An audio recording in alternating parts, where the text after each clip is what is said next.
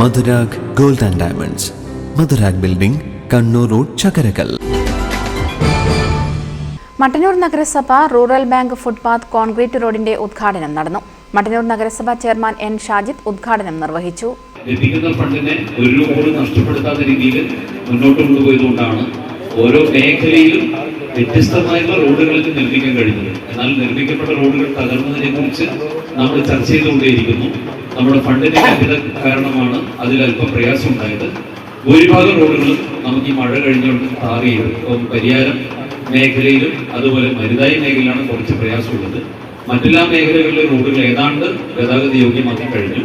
ആ മേഖലകളിൽ ശരിയാക്കി കഴിഞ്ഞാൽ നഗരസഭയുടെ എല്ലാ ഭാഗത്തും വലിയ പ്രയാസങ്ങളില്ലാതെ മുന്നോട്ട് പോകാൻ വേണ്ടി നമുക്ക് സാധിക്കും.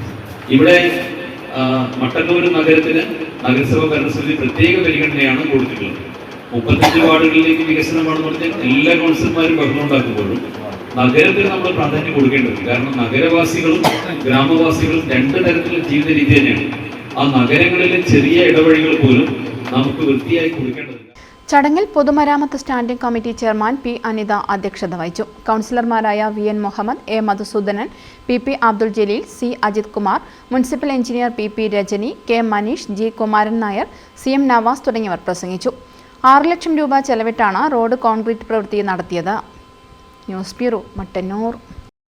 ഡിജിറ്റൽ യുഗത്തിലേക്കുള്ള കാൽവെപ്പിലാണോ നിങ്ങൾ? എങ്കിൽ പഠിക്കൂ ആധുനിക രീതിയിൽ മികച്ച ഡിസൈനിംഗ് കോഴ്സുകൾ. കണ്ണൂരിലെ ആദ്യത്തെ interior fashion designing college, golden cross college of design.